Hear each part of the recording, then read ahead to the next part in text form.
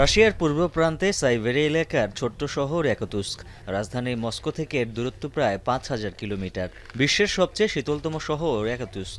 ভরা গ্রীষ্মে এই শহরের তাপমাত্রা থাকে -৪০ ডিগ্রি। শীতকালে পারদ নামে হিমাঙ্কের আরও ১০ ডিগ্রি নিচে। হাড় কাঁপানো ঠান্ডার জন্য ইয়াকুতস্কের বাসিন্দাদেরও কষ্টের শেষ নেই। টুপি, গ্লাভস, পানির প্রশমের সমন্বয়ে কয়েক স্তরের পোশাক পরেন তারা। ঠান্ডা আবহাওয়া শুষ্ক হওয়ায় উন্মুক্ত অবস্থায় কোনো কিছু রাখলেই স্বল্প সময়ের মধ্যেই তা জমে যায়। আবার ১০০ ডিগ্রি সেলসিয়াসের ফুটন্ত গরম পানি বাইরে ছুঁড়ে মারলে মুহূর্তেই ক্ষুদ্র ক্ষুদ্র বরফকণাতে পরিণত হয় পানি। এবার এই ইয়াকুতস্ক শহরে বরফের মধ্যে সুইমিং পুল বানিয়ে আয়োজন করা হয়েছে সাঁতার প্রতিযোগিতা। প্রতিকূল পরিবেশে সাঁতার কেটে উচ্ছ্বসিত সাঁতারুরাও। তাদের দাবি, ঠান্ডা পানিতে গোসল করলেই শরীরে হয় উষ্ণ অনুভূতি। শরীর শক্তিশালী হওয়ার পাশাপাশি বাড়ে রোগ প্রতিরোধ সক্ষমতা।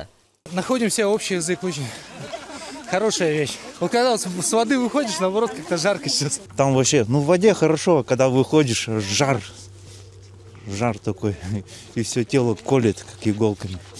Главное быстро одеться. Я приехала с Южной Кореи, первый раз увидела такое чудо моржевания.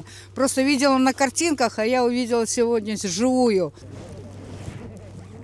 বরফের নরক হিসেবে খ্যাত রাশিয়ার এই শহরটিতে জনসংখ্যা প্রায় ৩.৫ লাখ। রাশিয়ার দ্রুত উন্নয়নশীল আঞ্চলিক শহরগুলোর মধ্যেও অন্যতম ইয়াকুতস্ক। শহরটিতে এখন পর্যন্ত সর্বনিম্ন তাপমাত্রা রেকর্ড করা হয় -৬৪.৪ ডিগ্রি সেলসিয়াস। উজ্জ্বল হাফিজ, এখন বিশ্ব।